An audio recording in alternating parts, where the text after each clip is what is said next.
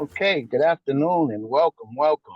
Welcome everyone to the Johnny and Clyde, the Rocketman Big Book Study Podcast. We're just two sober alcoholics reading and studying and discussing the big book together the way that Joe and Charlie did back in the day.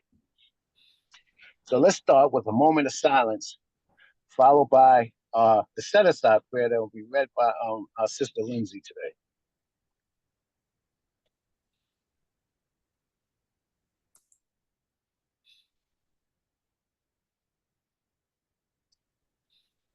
The set-aside prayer.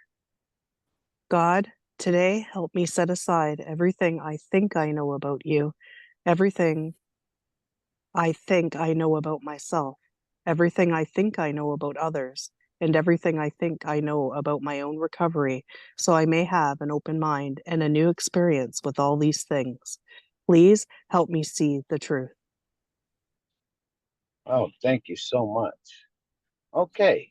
See, in 1972, Joe McHugh introduced Charlie P. as the AA speaker at an Al Anon convention. Then Joe and Charlie soon discovered that they both shared a love for the Big Book of Alcoholics Anonymous. They started traveling between their homes to discuss and study the Big Book together, and it became a regular event. See, Jonathan and Clyde met in the Zoo Crew in 2022, and we discovered that we loved the Big Book and we loved sitting down and reading it and studying it together. So we were asked if we would do a podcast, and that's how we're here today. Now we meet every Sunday at 2 p.m. Eastern Time until 3:30 in this room. Please have your big book handy to read along, and you'll be able to take notes and underline and highlight as we all read and study together. We'll be recording the audio of these meetings to share with others on a podcast. You can go to our website at thezoocrew.org and listen. So the purpose of this big book study is to help us when we're meeting with a prospect, what we call sponsees these days, or just talking about sobriety in general. You see, we want to be armed with the facts about ourselves and the AA program, because we found that freedom from alcohol comes through taking the 12 steps and starting to work with others. Now, this is what the 12 steps are. You'll find it in the 12 tradition 12-step book. The 12 steps are a group of principles, spiritual in nature, which, if practiced as a way of life, can expel the obsession of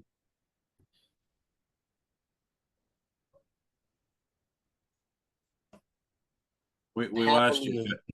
Hope. So how soon do you want to be happy, joyous, and free?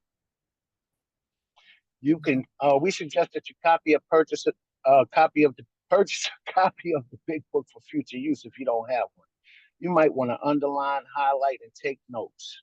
Please order your AA literature directly from AA so that the money goes to Alcoholics Anonymous, and to ensure that you get a good copy.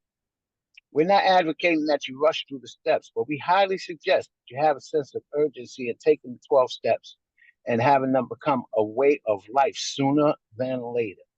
Listen, act as if this was a matter of life and death, because it actually is a matter of life and death. Once again, how soon do you want to be happy, joyous, and free?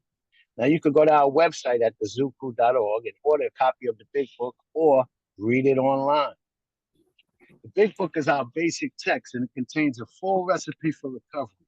It's impossible to find a loophole in the Big Book that excludes you from being a member of AA. Okay, we're going to get ready to start reading, and at this time, Clyde's going to come in and bring us up to speed and kick us off. Come on in, Clyde. Okay, Cuzin. Yeah, thanks. Thanks for the introduction, and good afternoon, everyone. I'm an alcoholic. My name's Clyde.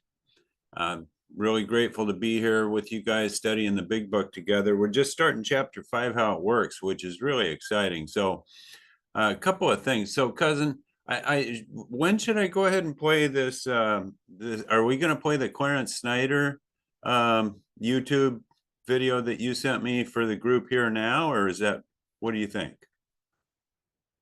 Well, we're gonna play it as we go along. We're gonna get to where we're gonna talk about the first manuscript, and that's where that's gonna become relevant. Got Okay. it. Okay, good, got it.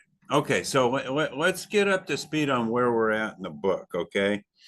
So, so far, we've studied the doctor's opinion. You know, this is where Bill's at with us in the book. The doctor's opinion, and then Bill's story was chapter 1. There is a solution was chapter 2. More about alcoholism was chapter 3. And we agnostics was chapter 4. So contained in that is a lot of discussion about powerlessness, unmanageability, step 1, and also step 2. So Bill has explained in those first 58 pages and 4 chapters in doctor's opinion, we've taken step 1 and step 2. We feel fully conceded to our innermost selves we're alcoholics. In chapter 3, we agnostics. And then in chapter 3, more about alcoholism. And then in chapter 4, we agnostics, we admitted that we were willing to believe that there's a power greater than ourselves that can restore us to sanity. So we took step 2. So now Bill is going to write out for us the how this program works. So we've learned a lot about being an alcoholic. We've taken steps 1 and 2. And now he's going to explain the rest of the process to us here in a summary form, how it works, chapter 5. And before we start that, I just want to do a little bit of history here. If we turn to page 263 in the back of the book, he sold himself short. There's a story about this guy named Earl. His name is Earl T. And he's one of the early AAs, and I think he's the founder of the Chicago group. He got sober in like April of 1937, okay? So remember, Bill got sober in December 1934, and then Dr. Bob in June 1935, and Bill D was the third guy, the guy on the bed, and he got sober about a week after Dr. Bob, also in June of 1935. Bill started writing the book in the summer of 1938. It was published in April of 1939. So this guy, Earl, got sober in the middle of, before the book was even started being written. And I want to go to page 263 and just show you, because Bill's chapter 5, how it works, is going to spell out the 12 steps for us. And if we read in the back this story about Earl, he talks about Dr. Bob taking him through the 6 steps. So the 6 steps at the time, these are based on from the Oxford group, and this was what was used to produce this spiritual experience and recovery from alcoholism for our early pioneers. It was 6 steps. And so again, on page 263, step 1, and according to their program, was complete deflation. Step 2, dependence and guidance from a higher power. 3 was moral inventory. 4 was confession. 5 was restitution. And 6, continued work with other alcoholics. So if you go through there, you can clearly see that complete deflation is, corresponds with our current step 1. Dependence and guidance from a higher power is our current step 3. Moral inventory is step 4. Confession is step 5. Restitution is step 9. And continued work with other alcoholics is step 12. So Bill ended up making it 12 steps. He added steps 2, 2, and then 6 and 7 and 8 and 10 and 11. Those are all included, within this 6 steps they used, but Bill expanded on it by adding these additional, just for clarification. And the process, the way they did it, is spelled out down below on page 263. He tells us, about Dr. Bob leading him through the steps, and you can see the steps 4 and 5 and 6 and 7 and 8 and 9 and 12. So Bill ended up adding 6 steps just for clarification, I think. So having said that, I'm going to do a share with you guys. Again, Well, cousin before you Barno. share that, Clyde, before you share that, Yeah. and it's going to say the same thing twice. Remember, in the top of page 63, this is what struck me, and this is what actually got me interested, and had me jump right in and go through the steps with the guy who took me through the steps. He told me to go and read this because he'd known that I hadn't been through the steps and I had been in and out of AA. And he said, read page 263. And he said, it was Dr. Bob's afternoon off. And he had me to his office. And we spent how long? This is incredible. 3 or 4 hours formally going through the 6-step program as it was at that time. Right there, that blew me away. You know, when they put this in the book is what I was thinking. This guy must have printed this and got this to me or something, because I had never heard of people sitting down in a few hours and getting a good introduction and an understanding of the steps. Part of what held me back was the long, drawn-out process that people always were offering. And I don't know if anybody can identify with that. They were offering me this long, drawn-out process. And then on top of that, they tell me that I couldn't even start doing it for about a year and stuff like this. Was my experience. So I was turned off right away. What do I need with that? And this is what Clarence Snyder, one of Dr. Bob's sponsees, also early sponsee, he's the 40th member of Alcoholics Anonymous, has to say about that. Yeah.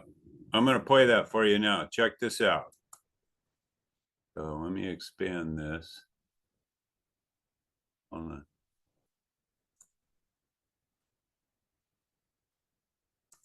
You can't ever drink again if you accept and apply the AA program. It's impossible. I don't sponsor new people anymore. I don't have the time. But I have people, when I do find a new person, I usually turn him over to someone who I've talked to before and taken through the steps and let them work on them. They need that exercise. But what I get is this.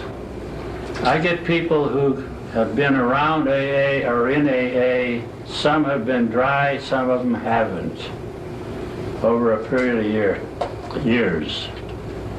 And they hear about this nut down in Castleberry, Florida, who has some peculiar way of fixing drunks in 2 days. It takes you through the steps in 2 days and you never drink anymore and you have a good life. Now this. Yeah. That's what's up. Yeah, now, I don't know if anyone has had that experience that I just talked about, but when and here's the deal. I had never known about anything like this. I was promised a long, drawn-out process, that was going to be hard and all of this stuff. This is how it was presented to me. And when I came to the Zoo Crew, there was a guy here who used to work with John.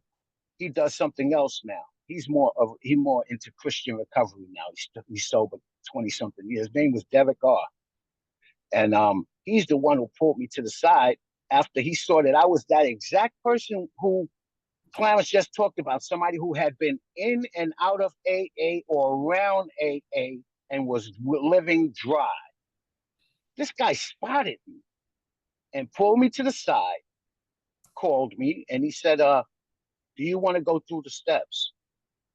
And I said, yeah, I want to go through the steps. And he said, I can take you through the steps in just a few days.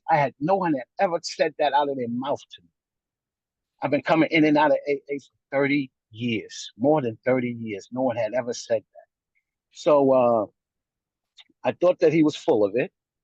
And I actually intended on reporting him. I reported him to John. I said, I don't know what this, I called John. I'm serious. I called John and I said, this guy, you know Derek? He says, yeah, I know Derek, I said, Derek told me that he could take me through the steps in just a few days and so on. And I was animate, but this guy is bullshitting people. This is what I was really thinking. And I'm going to set this straight. And John said, no, he can.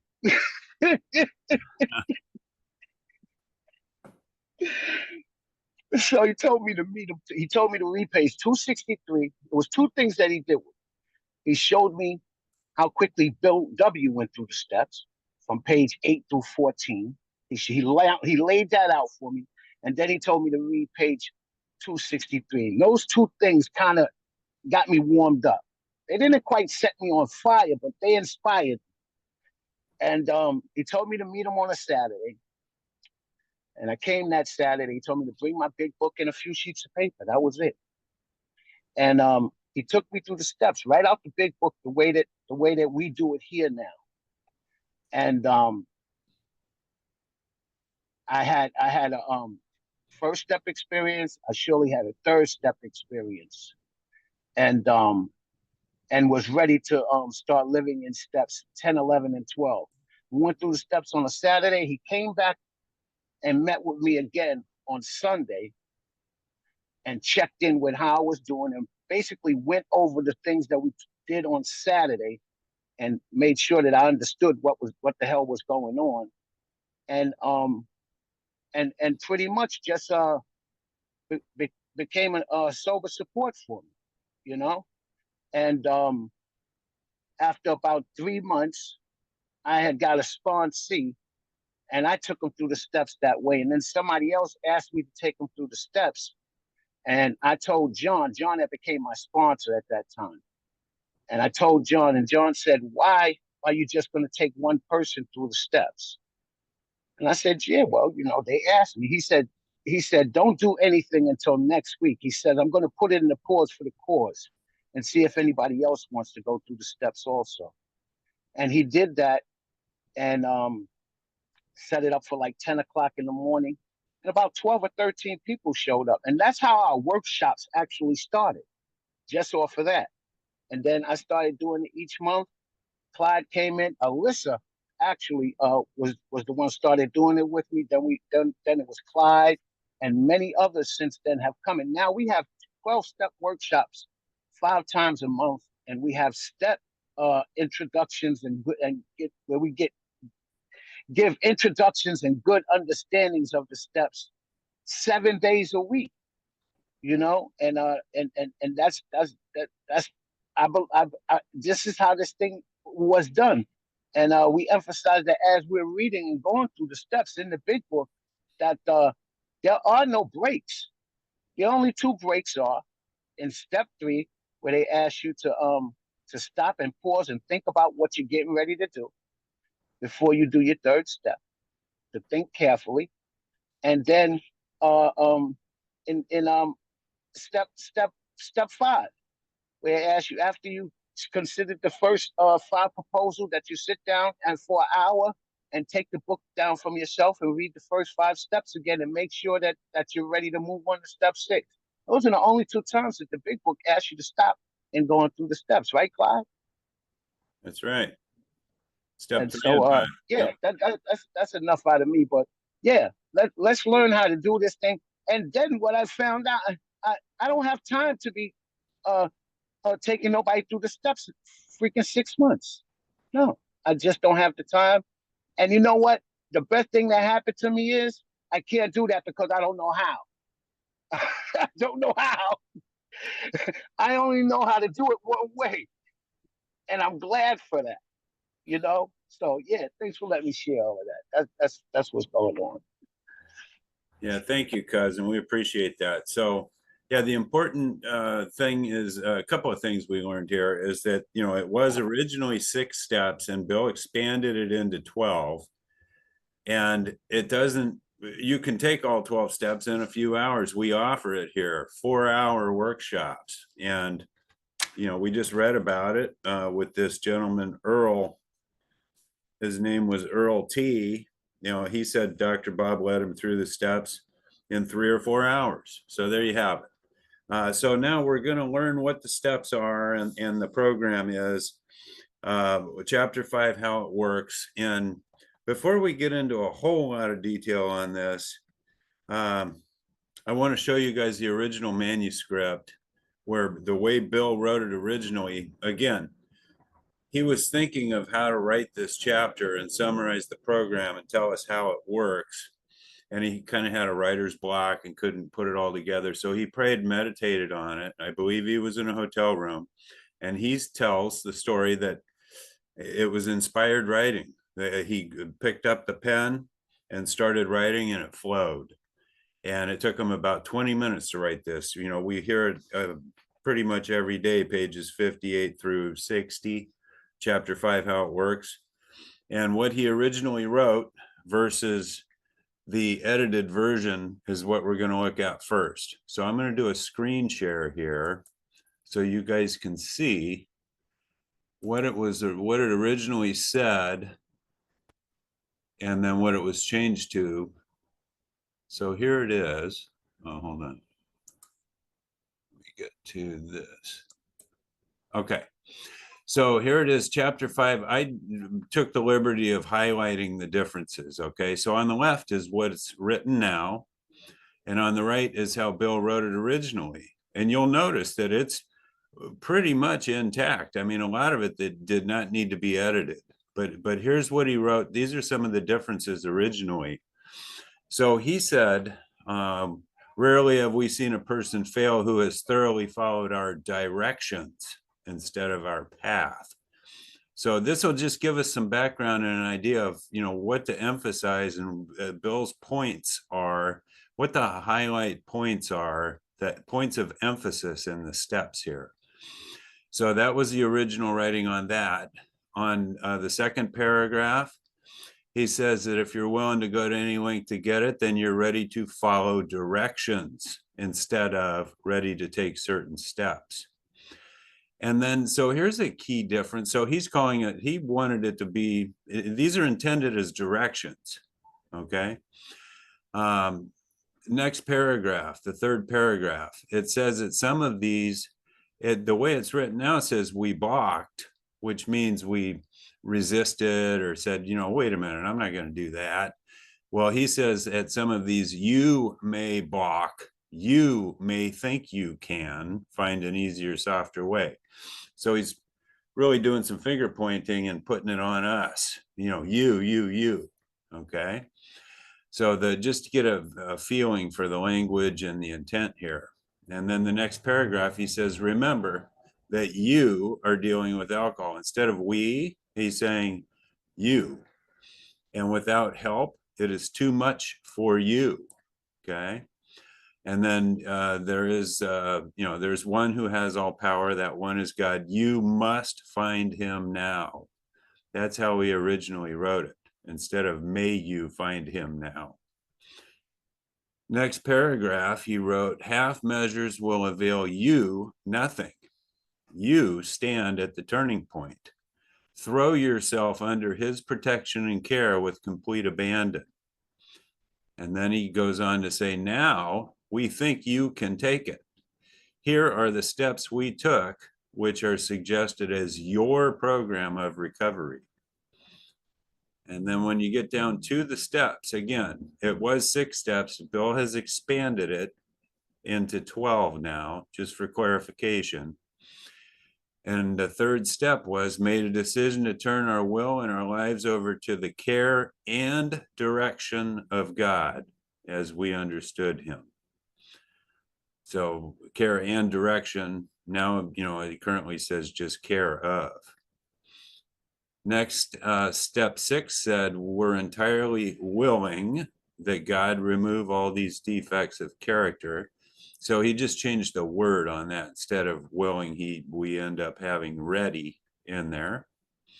Step 7 was a whopper at the time. And this is what Earl T talks about in his description of Dr. Bob taking him through the steps in the 2 or 3 hours. You know, he said, he finally asked me if I wanted these defects of character removed. And then, so here he said, when I said yes, we both knelt at his desk and prayed, each of us asking to have these defects taken away. So they got on their knees and prayed. That's the description. Here's what Bill originally wrote for step 7. Humbly on our knees asked him to remove our shortcomings, holding nothing back. So that's a pretty big move there. Step 8, it said, made a list of all persons we had harmed and became willing to make complete amends to them all. So they removed the word complete. Step 11, minor change. Originally, it said sought through prayer and meditation to improve our contact with God instead of conscious contact. And then step 12, the way he wrote it, was having had a spiritual experience as the result of this course of action, we tried to carry this message to others, especially alcoholics, and to practice these principles in all our affairs. So now it says, the next paragraph, instead of many of us exclaimed, he said, you may exclaim. Next paragraph, get this. Bill was a salesman, and so was his right-hand businessman partner, Hank Parkhurst. And it says our description of the alcoholic, chapter to the agnostic, and our personal adventures before and after have been designed to sell you 3 pertinent ideas. So he's putting his salesman pitch on here. And here's the difference, A, B, and C. Here's what it used to say at his first pass: that you are alcoholic and cannot manage your own life, that probably no human power can relieve your alcoholism, and C is that God can and will. Okay. Now, this is a big one here. This used to be in there at the first pass. This was his first draft. If you are not convinced on these vital issues, you ought to reread the book to this point or else throw it away. And you need to be convinced on all this stuff or else you're wasting your time. Just throw the book away. But here's the good news. If you are convinced, you are now at step 3. Which is that you make a decision to turn your will and your life over to God as you understand him. So that was what Bill wrote originally on the right column here. And then it got edited by his group of, by a group of other people that participated in the writing of the book. And they decided it was too harshly written and too finger pointing and in your face for us defiant alcoholics. So they made Bill agree to soften it up, and he reluctantly did. So that's a little background on all of that. Does anybody have any comments about, whoops, let me minimize this. Any comments about those changes? Are you glad? It's obviously, we have what we have. It is what it is, and it's exactly the way it's supposed to be. Because if it was supposed to be different, it would be different. But does anybody have any comments on how it was originally written, the first draft that Bill wrote? Pretty impressive, I think, that he was able to crank all that out in about 20 minutes. That's amazing.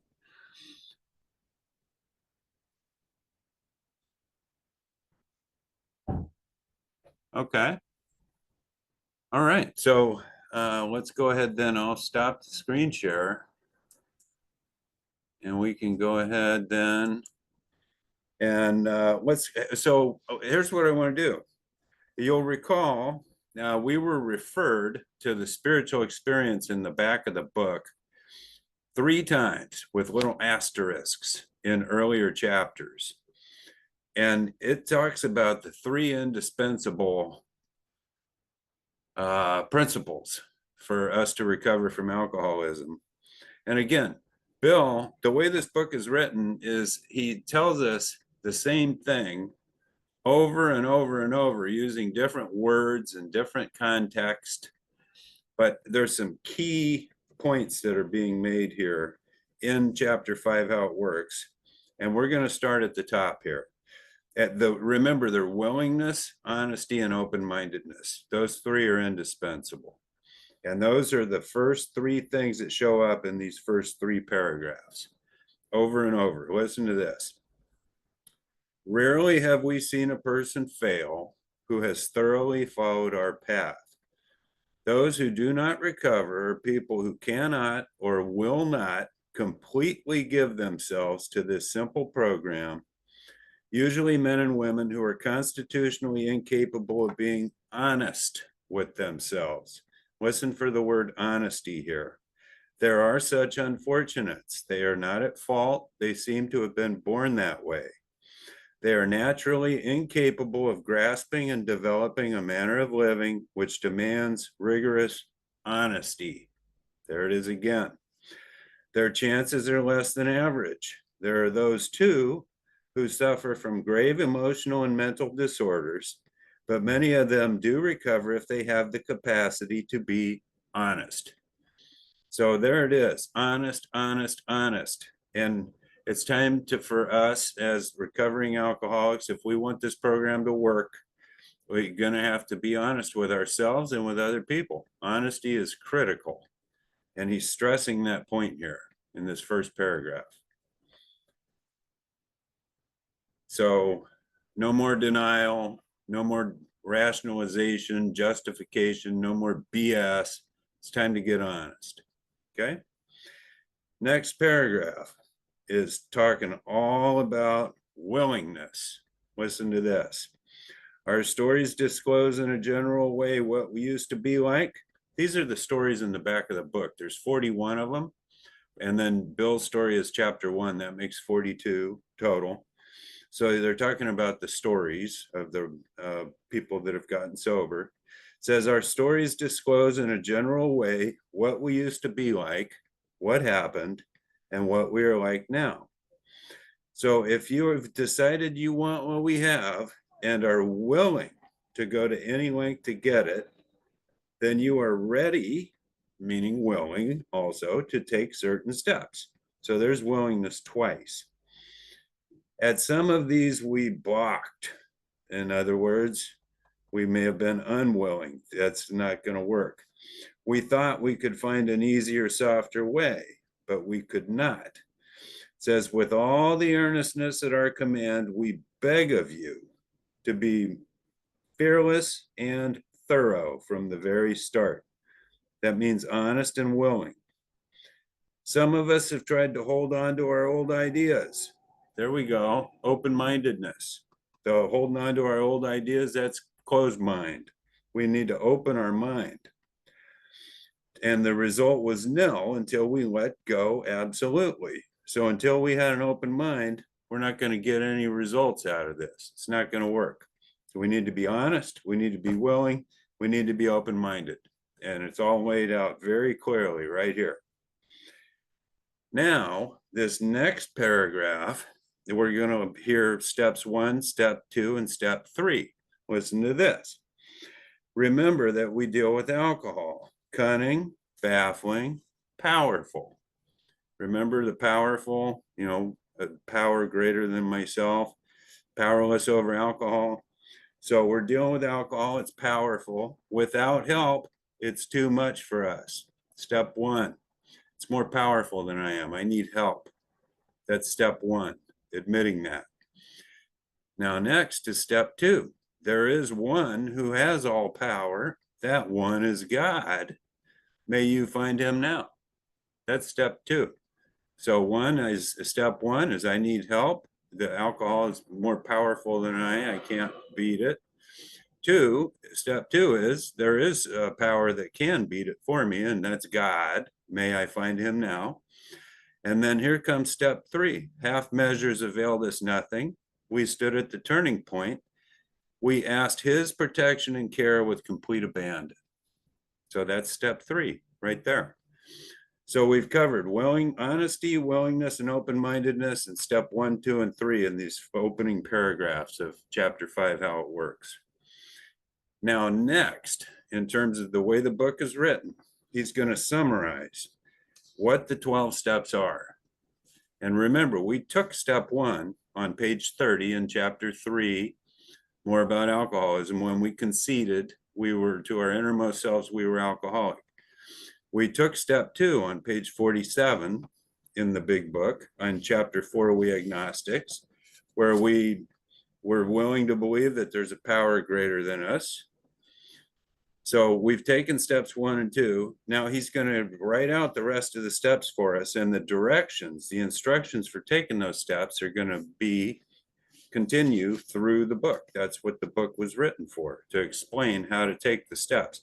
This is just a summary of what they are. So I'm going to All read. right, Clyde. Yeah. Before you read the 12 steps, right? I'm gonna do something. As you read steps 1 through 12, when you complete each step, I'm gonna say a word. All right, and then you just keep going and see if you guys get this. This is how it came across to me in my spirit, actually. So go ahead. Okay, let's do that. So here are the steps we took, which are suggested as a program of recovery.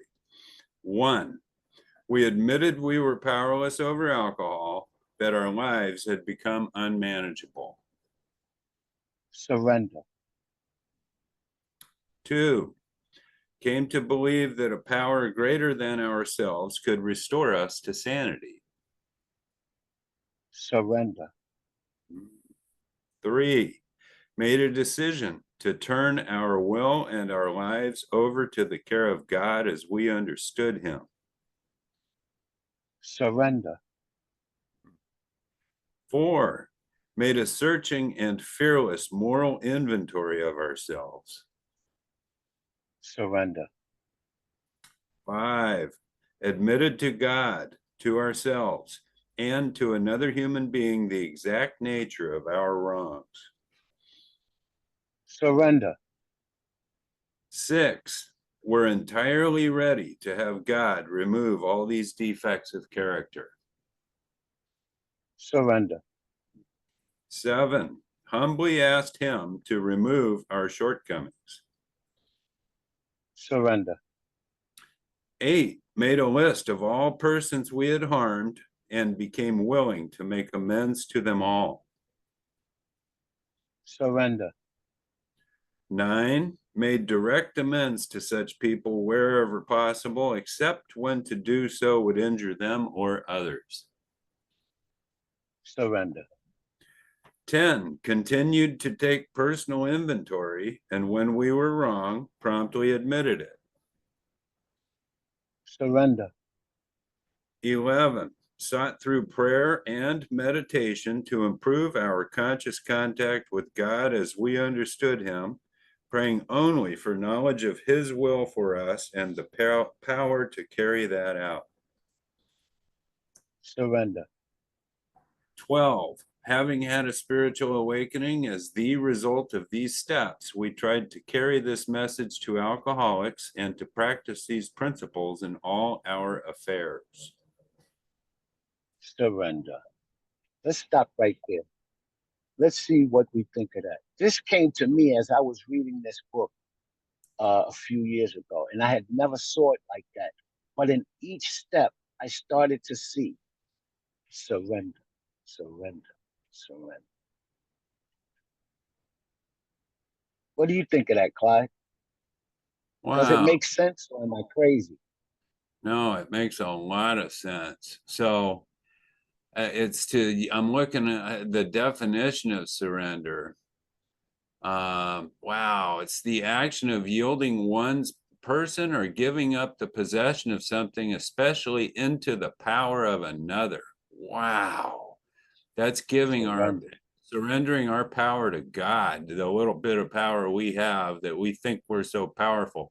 We surrender, give that up to God. Wow, yes, I like it. I see surrender in each one of these steps, man.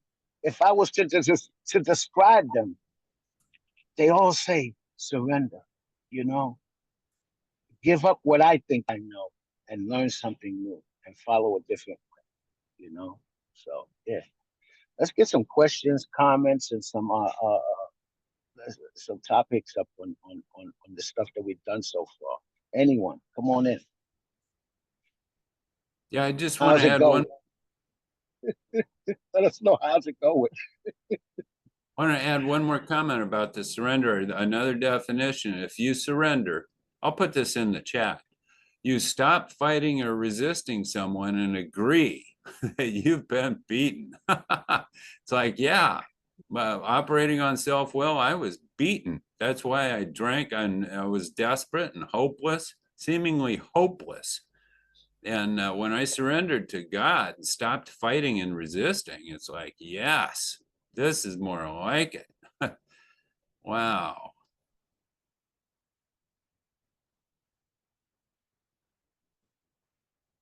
Does anybody else have any comments about surrendering self-will for God's will and how effective and what a power move that is? And can anyone else see what I saw when that came to me, if that makes sense? You know?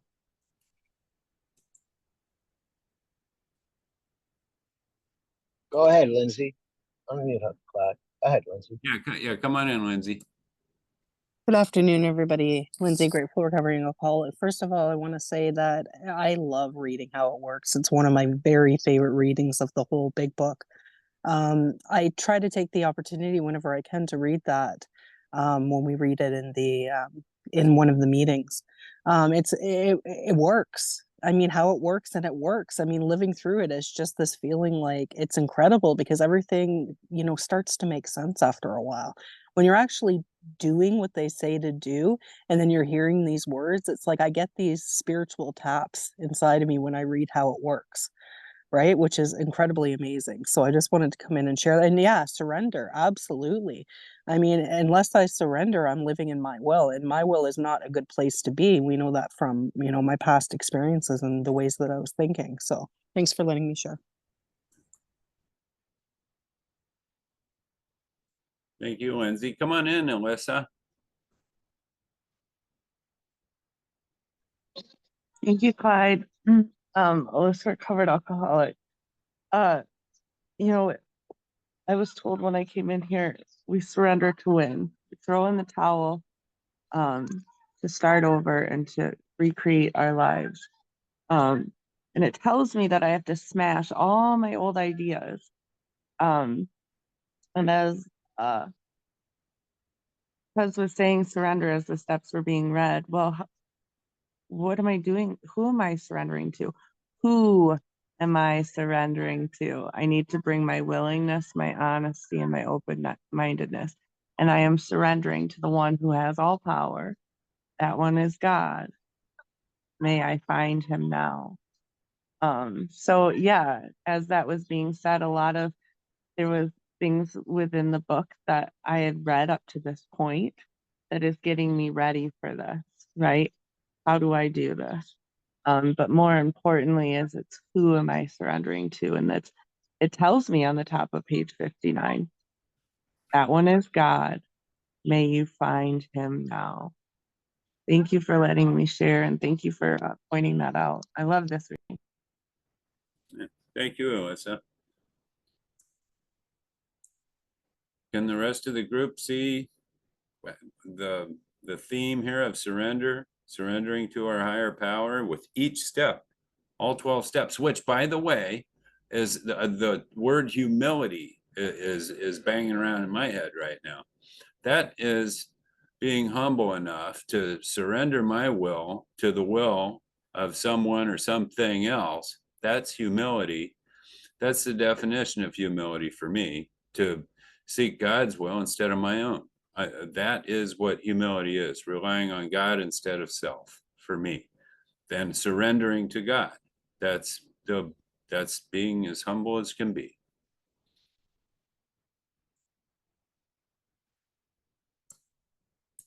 Okay. Well, so and now we know what the 12 steps are. He spelled them out, and we're going to get directions on how to take them, but he's still explaining, so now we know what we need to do to recover from alcoholism. He told us what the 12 steps are. And here's how some of us react. It says, many of us exclaimed, what an order. I can't go through with it. Like, I can't do all that. That's crazy. It says, do not be discouraged. No one among us has been able to maintain anything like perfect adherence to these principles. We are not saints. The point is that we are willing to grow along spiritual lines. The principles we have set down are guides to progress. We claim spiritual progress rather than spiritual perfection. So we're getting some key words repeated here over and over. So these principles, let's have a look. Let me look up you know what the principles are? I'm going to go here. Let me go to our service members page. Be right with you guys. What are these principles, these steps that he's talking about? So hold on here. I'm going to go to right here. Here they are. Let me do a screen share for you guys. Have this in our copy and paste document. Okay. So the 12 principles of the 12 steps of AA, that's what he's talking about here. Adherence to these principles and these spiritual principles. These are the spiritual principles of AA of the 12 steps. Remember honesty, how important that was? That's step 1. Another spiritual principle that we make progress in, not perfection. We just hope with God's help, we're willing to grow and keep improving in these categories. We have hope as a result of step 2. Step 3 is surrender. Guess what? That's what Cuzin was talking about, surrender. And that applies to all 12 steps. So the 4th step takes some courage. The 5th step is integrity. To do the right thing and share our inventory with another person takes some integrity. Step 6 is the willingness to have God remove our defects of character that we've identified in our 4th and 5th step. Step 7 is humility. Again, that's asking God to, humbly say, God, please remove my problems from me. Take them away. I surrender to you, God.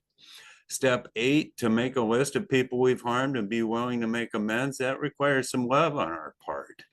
This is a spiritual principle here. That's what all these are. Step 9 is the responsible thing to do, to make amends and repair these damaged relationships that we've caused when we were trying to arrange life to suit ourselves and an extremely self-will, run riot. That takes responsibility. A principle for step 10 to continue taking personal inventory is discipline. I need to keep checking myself, stay on top of things, and develop a filter between my thoughts and my speech and actions. Step 11, awareness of my power, my higher power's will for me and the power to carry it out. I need to be aware of my higher power continuously. And step 12, service. That's a spiritual. So these are the principles we're talking about. So we're going to make progress in all of these. And we're never going to be perfect at it. But over time, if we keep at it, keep doing it, we will make progress. So that's what they're talking about here. All right. So now we're going to get back to the reading in the middle of the page. It says our description of the alcoholic. That was the doctor's opinion in the first 3 chapters of the book. The chapter to the agnostic was the 4th chapter. And our personal adventures before and after, those are the stories in the back of the book, make clear 3 pertinent ideas. A, that we were alcoholic and could not manage our own lives. That's step 1.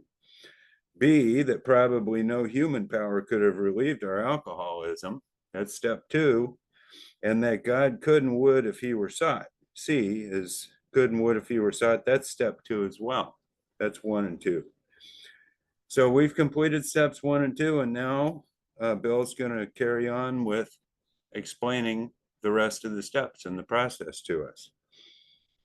So everybody's clear on where we're at? Okay, here we go. So being convinced, we were at step 3.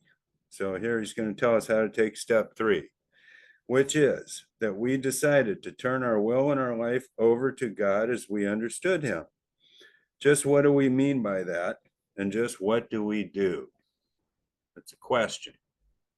Mm-hmm. So I'm glad he's going to give us an answer now, because if we just read, if they just left it as what it says on 59, step 3, made a decision to turn our will and our lives over to the care of God as we understood him. Yes, 10 different people, what that means, you're going to get 10 different descriptions. So Bill's going to tell us exactly what that means. And Clyde, remember that starting here, we're going to see question marks, and we want to start paying attention to these question marks now, because these are actually questions that we need to answer for ourselves. Yep. And Bill's going to actually give us the answers, you know. Yes, and that's the way So what I've learned how to do with this is actually think of the answer that I have, and then see if it even lines up with the answer that he actually gives. Yeah, it's a great idea. So here's what it means. It says, here's what he means by that, and this is just what to do. So here's the first requirement. Okay, this isn't a suggestion. This is a requirement, is that we be convinced that any life run on self-will can hardly be a success. So me operating, calling the shots and being the big deal and the decision maker and running the show is hardly going to be a success. And here's why. It says, you know what, Clyde, stop for a minute. Okay. Stop for a minute. Now listen to this. And I was just taking a dose of my own medicine, right? And this is before working with you guys, and you guys showing me that there are specific instructions. But let's read this again, man, for real. It says, being convinced that we are at step 3, right?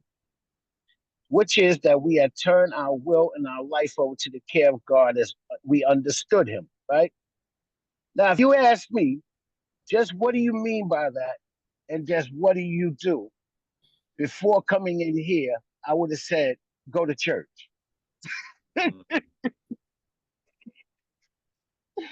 Because I knew nothing about the personal relationship that I could build and stuff like that. So I would just think, well, I got to start going to church. If someone came and asked me, you know, how are you going to get in touch with the power? Or how are you going to get it? They would use the word God. How are you going to get in touch with God? The first thing that would come to my mind is, well, I better go join a church. I'm not even thinking about getting in touch with a power greater than myself personally.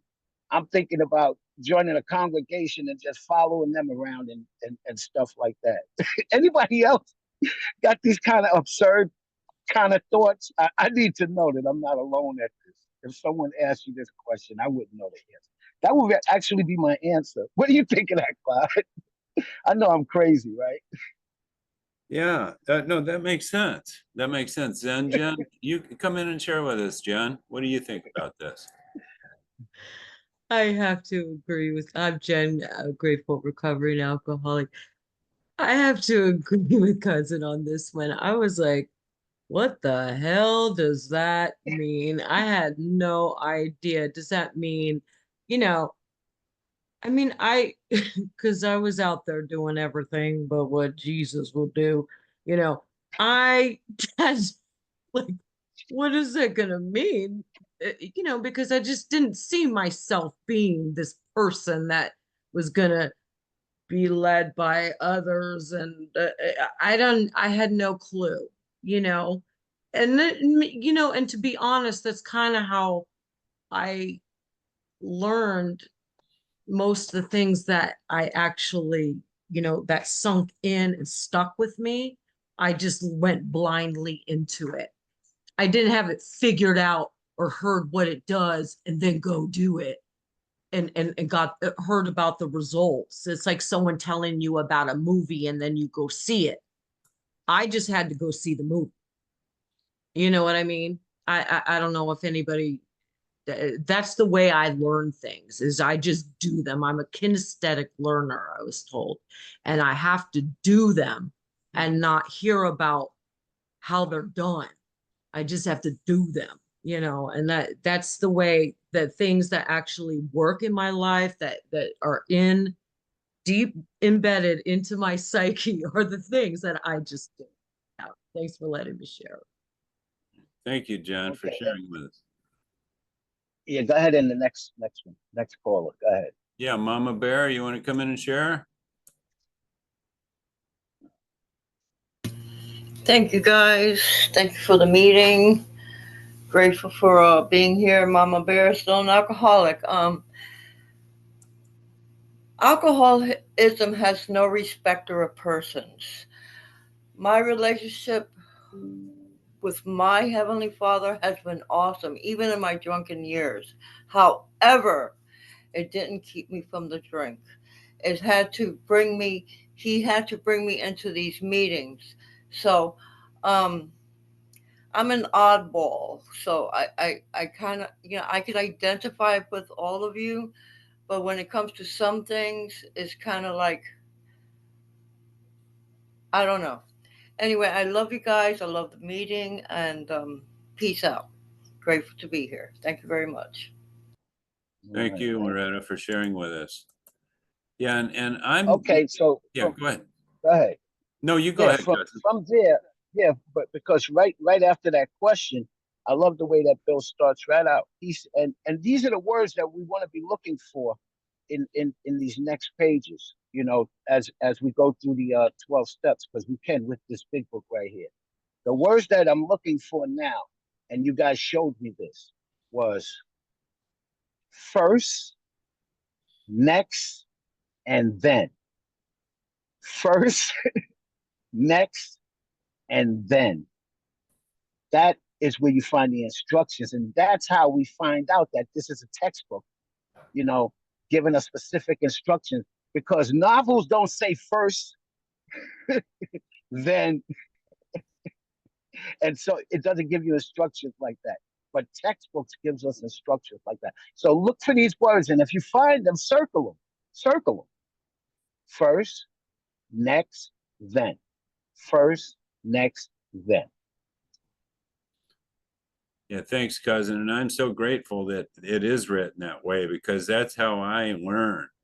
I need someone to show me the way and just tell me what to do, and I'll do it. If you know what you're talking about, if you have what I want, and I'm willing to do what you tell me to do, you just tell me what to do and I'll do it.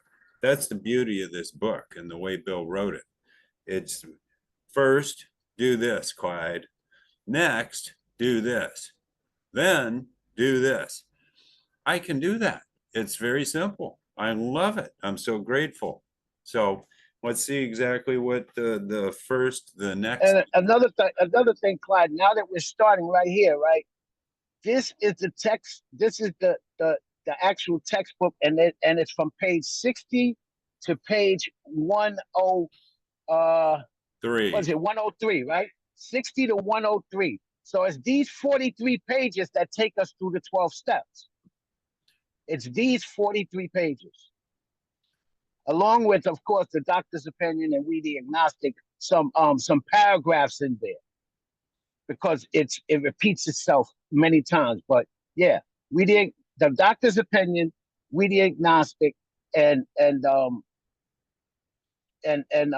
these 43 pages are the instructions for the big book. I could rip this out, and this is the workbook. You know that, right?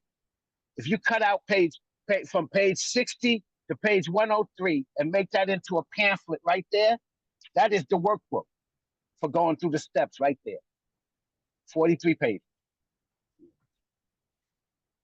All the instructions. Yep. We're getting the instructions for step 3 right now. First, next, then. Love it. So simple the way it's written. So let's go ahead and start.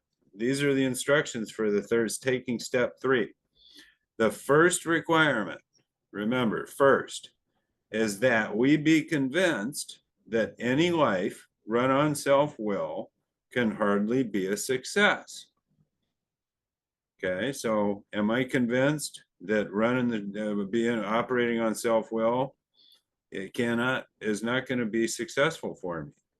So it says on that, and here's why.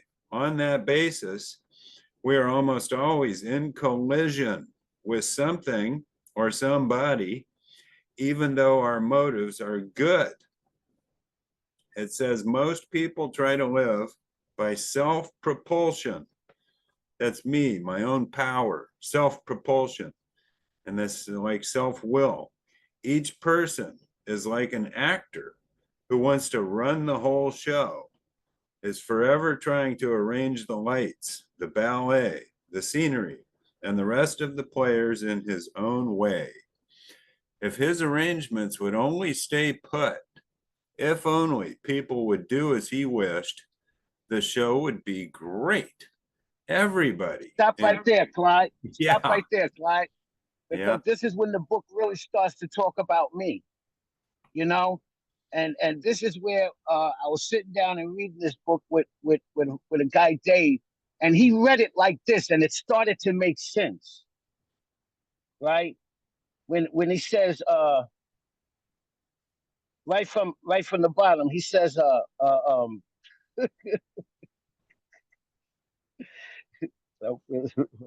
You want to insert your name, cousin, instead of each person? Yes, You want yes, to say, that's what I'm trying to do. And if you try this, and if you try this method, see if it applies to you. But Jonathan, right, is like an actor who wants to run the whole show.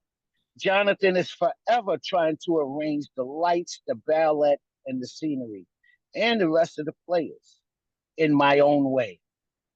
If only my arrangements would stay put, and if only people would do as I wish, the show would come off great, and everyone, including Jonathan, would be pleased. And when I read that, that was just how I act. And I have read this hundreds of times. But when he showed it to me like that, it hit me. It hit me hard, and I could see myself. This was just how I act. If everybody did what I said, everything would be okay. Now, what do I mean by that? That means that everybody just let me just run over them. Everybody let me be the boss.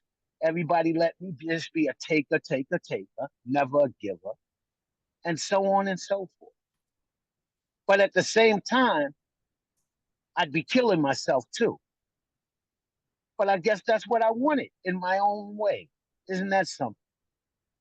Can anyone identify with this? Is this speaking to you now? Is this describing you? Read it the way that I just read it for yourself. Go ahead, Zen Jen. What do you think of this? Jen, grateful recovering alcoholic. Yes, that is how I read it the first time. And yeah, that was me. I I was convinced, I was sold. And I love the analogies that Bill Wilson uses. He uses the architect, the stones, the keystone and the cornerstone and the archway that we walk through. And then he talks about selling it, and he refers to that several times because he was a salesman.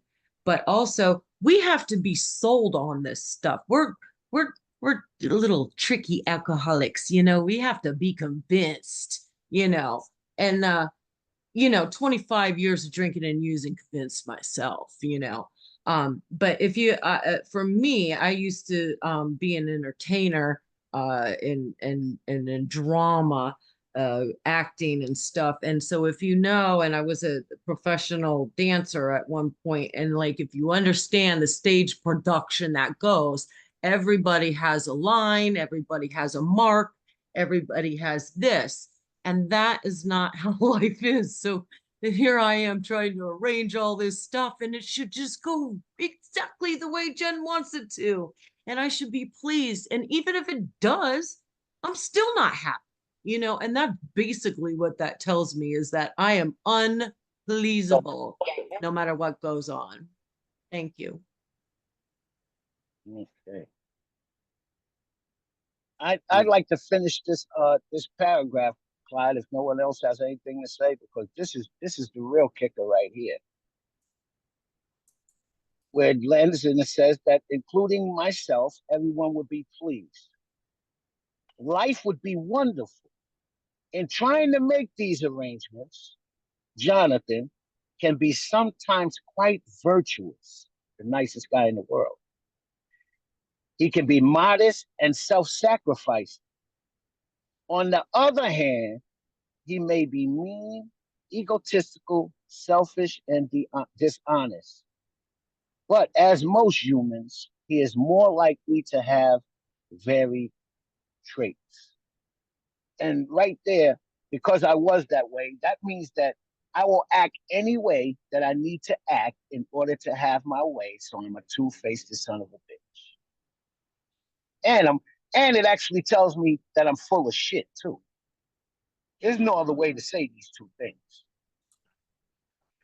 Can anyone see that in that last paragraph? Yeah, I was a two-faced son of a bitch, and I was full of shit.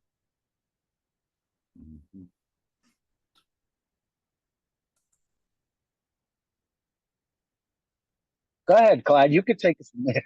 Yeah. So thank you, cousin. And I get this describing me perfectly.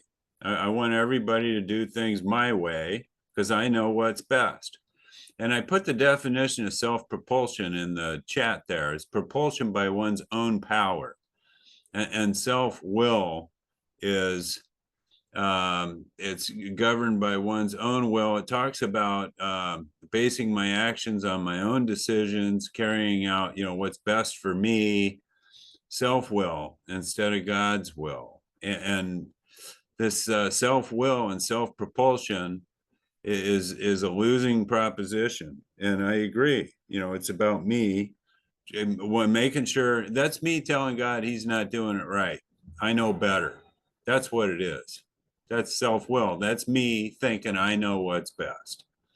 And boy, am I wrong, because I do not know what's best. God does. Yes. So here we go. Jen wants to come in and share. Come on in, Jen. Yes, Jen, alcoholic. I just wanted to add to what piggyback off of what Cousin said about that previous paragraph, that you may have varied traits. The word that comes to my mind is manipulator, master manipulator. I will step up and be exactly what needs to have to get it my way, to get my dry goods, my alcohol, or to get you to like me, like that. Like I'm not authentic to myself. I'm gonna be that I'm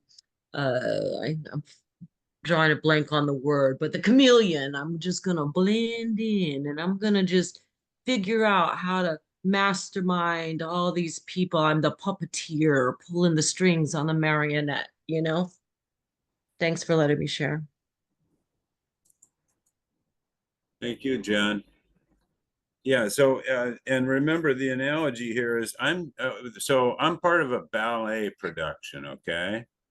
I'm one of the dancers, and there's 20 of us dancers.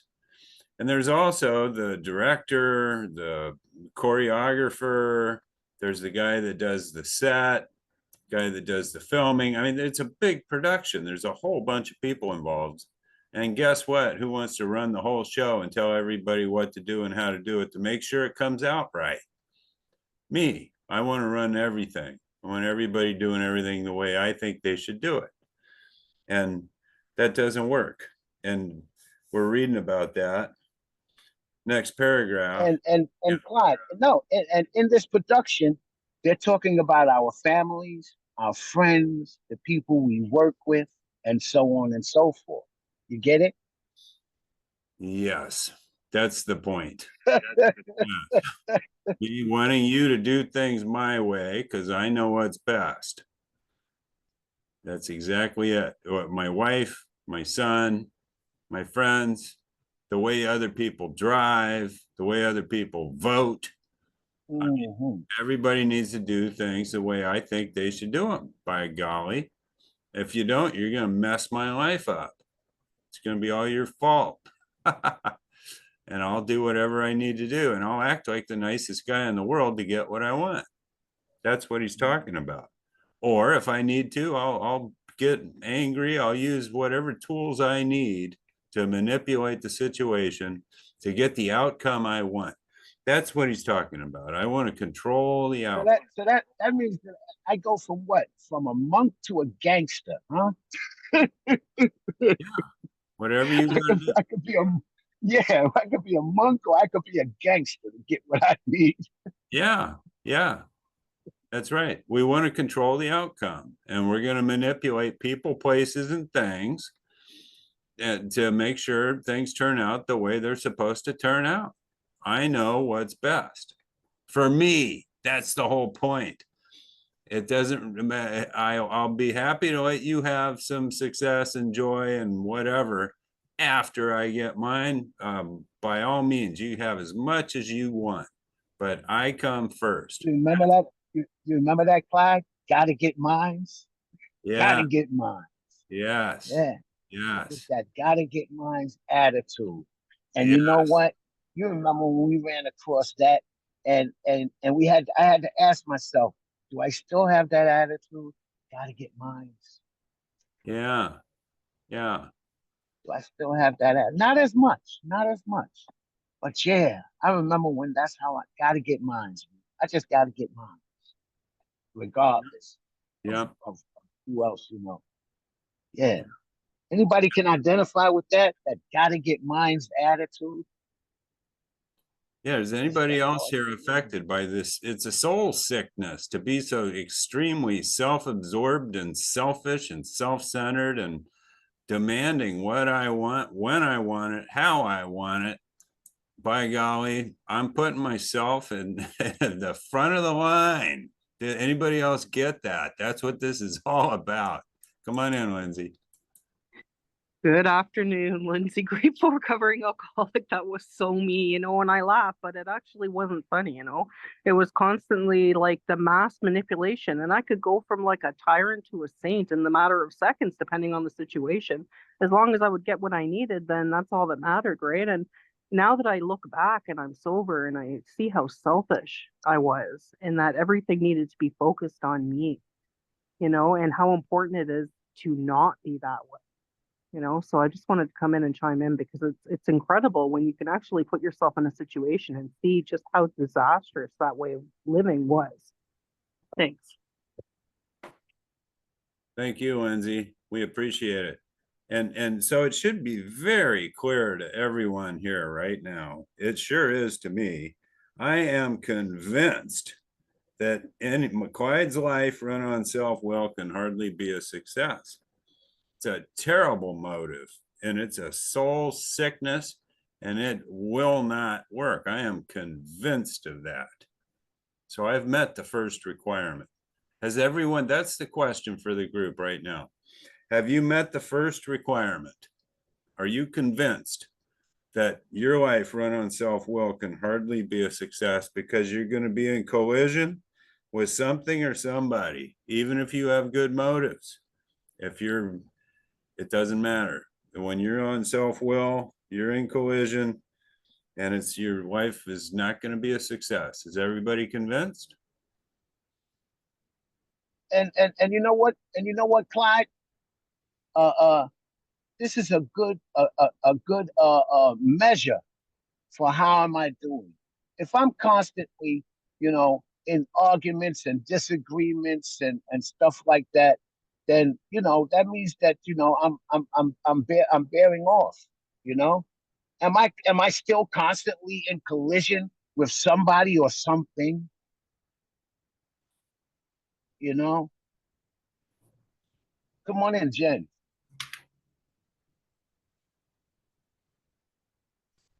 Yes, and yes, thank you, Jen, alcoholic again.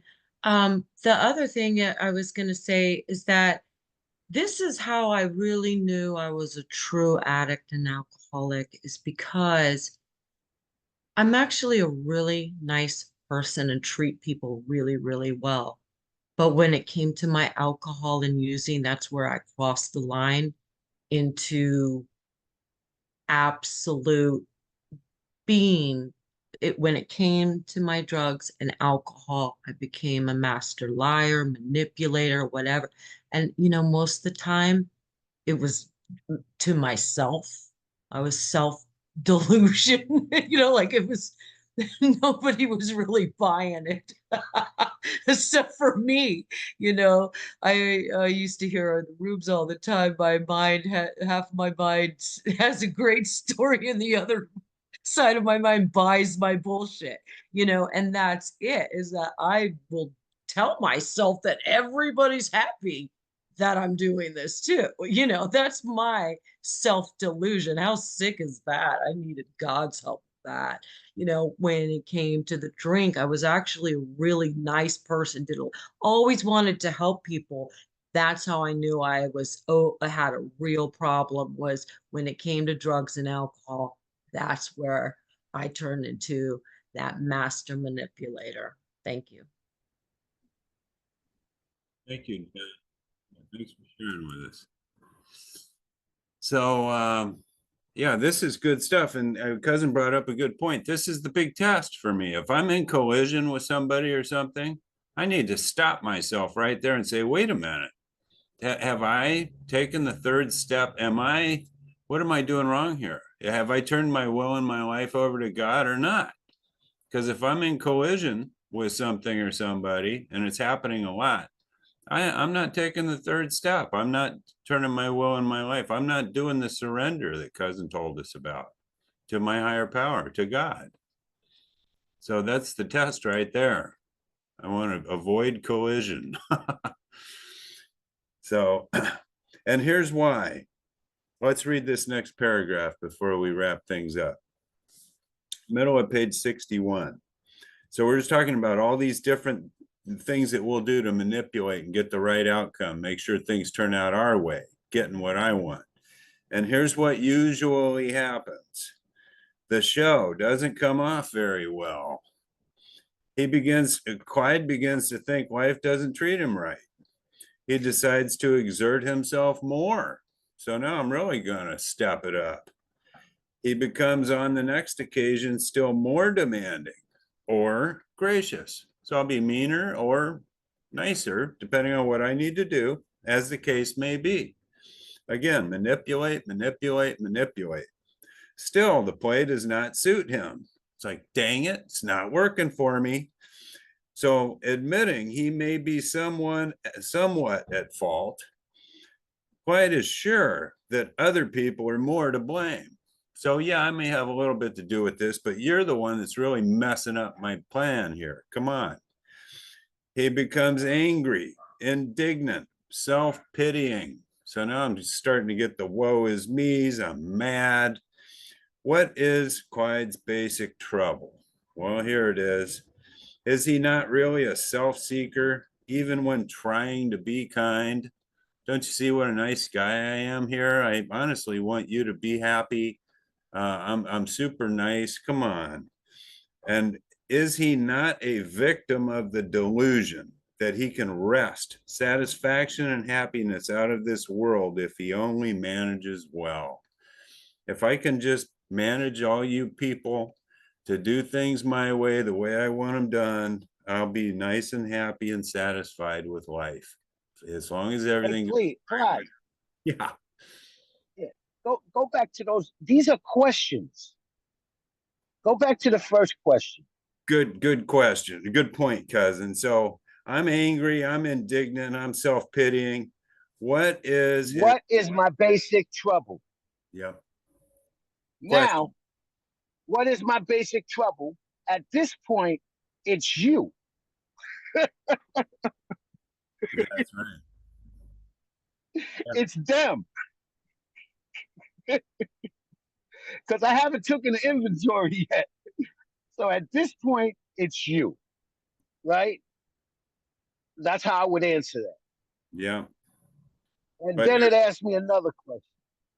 Is Jonathan not really a self-seeker, even when trying to be kind?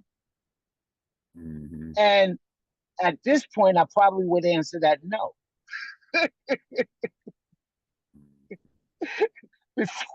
before taking an inventory and learning a bit more about myself. Anybody else can get that? And then it asked me, am I not a victim of the delusion that I could just wrest satisfaction and happiness out of this world, if I just managed well? Now, for that, I would say yes, because I was under the delusion that if I just got it together, if I just was able to manipulate better and do it differently, that things would start going my way again. How many people would have answered these questions the way that I just did? Oh, completely, cousin. And also, I just noticed something for the first time. Those are questions and answers in the same thing.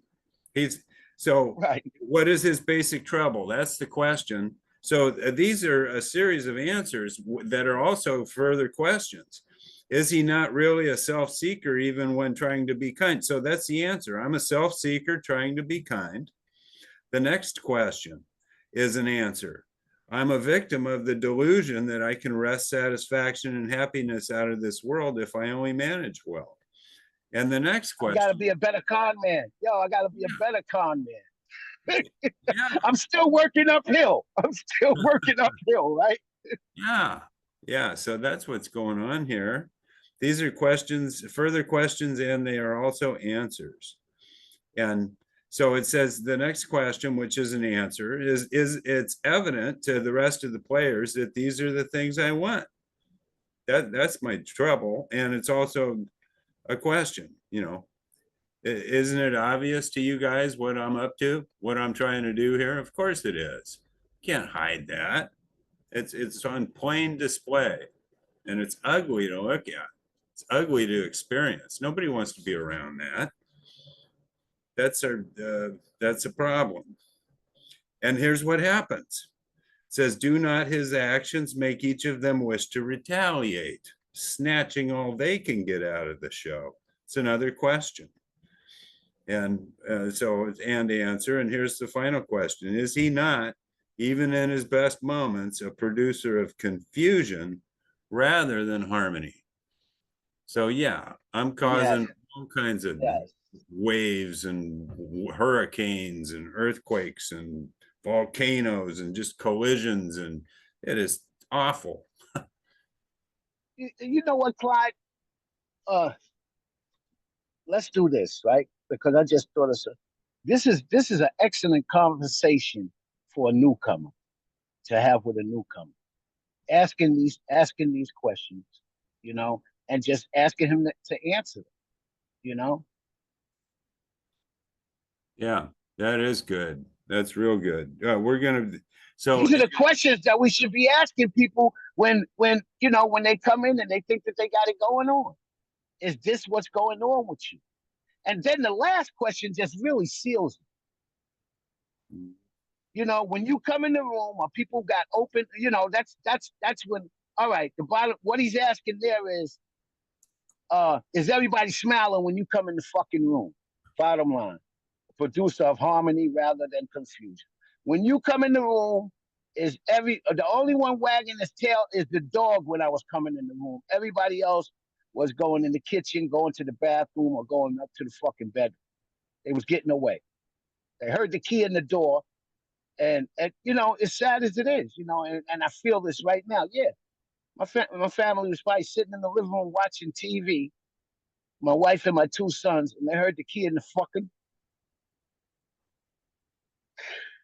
They heard the key in the fucking door, and scattered. That's what my life was like. Anybody can identify with that because that's what this is talking about. They heard the key in the door, and just by the time I got into the living room, the shit was empty. Nobody was there but Gucci. And I know that I heard them when I was coming up to the house. Wow. Anybody can identify with that. This is how I was. They heard the key in the door. The next thing, by the time I got up the steps, my son was in his room. My wife's in the kitchen cooking. My other son's in the fucking bathroom. They just, let's get out the fucking way. He's here. Well, Cousin, it sounds to me like you're convinced that any life run on self-will can hardly be a success, because that's Yeah. what was Yeah. happening when you were running on self-will. Yeah. Yeah. So, yeah, it sounds like you've met the first requirement for step 3. Yeah. So, wow, what a great meeting. So, it is time to wrap things up for this week. It's 3:32. So I think this is where we'll pick up next week. We'll do some, recap and pick up here in the middle of page 61. We're in the middle of step 3 here, learning about what happens when we try to run our life on self-will. And it's real clear that it's not pleasant. It's confusion, not harmony. And it affects everyone around us. It affects everyone around us. Mm-hmm. You know? Yep. Okay. So, all right. Since we're going to stop there, I got to get the reading up, right? Yeah. Yeah. Okay, let me do that. Well, this has been great. I've got so much out of this today. Mm-hmm. So much that I needed. So much I needed to be reminded of too. I'm not going to lie. I know I want to stay. I don't want to live like that. Okay, so almost there. Yeah. So this is how we end. This is how we end this.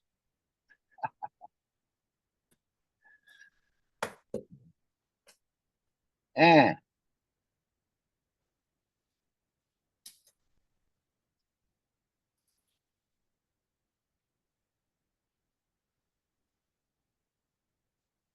okay, yes, thank you all for coming to the Cousin and Clyde, the Rocketman Big Book Study Podcast. We meet every Sunday from 2 p.m. until 3:30 p.m.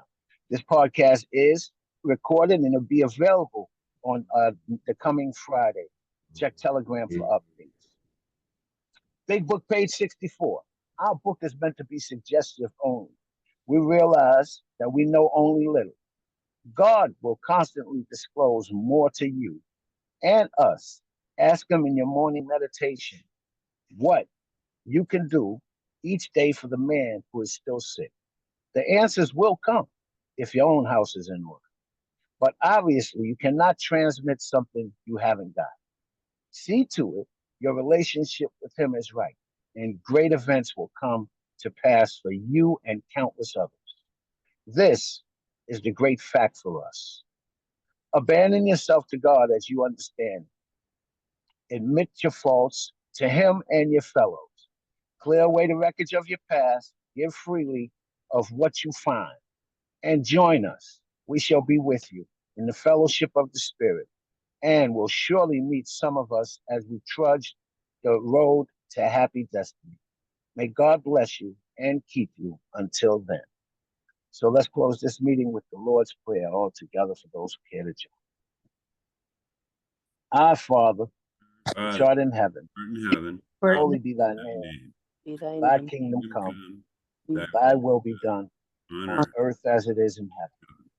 Give us this day our daily bread, and forgive us our trespasses, as we forgive those who trespass against us. And lead us not into temptation, but deliver us from evil. For thine is the kingdom, the power, and the glory, forever and ever. Amen, amen, amen. Okay, and don't forget, go ahead and cheat on the test and read ahead so that you can come back in and help us with this study and tell us what you're getting out of it. Yeah. We'd love to hear from you. And thank you all again for being here.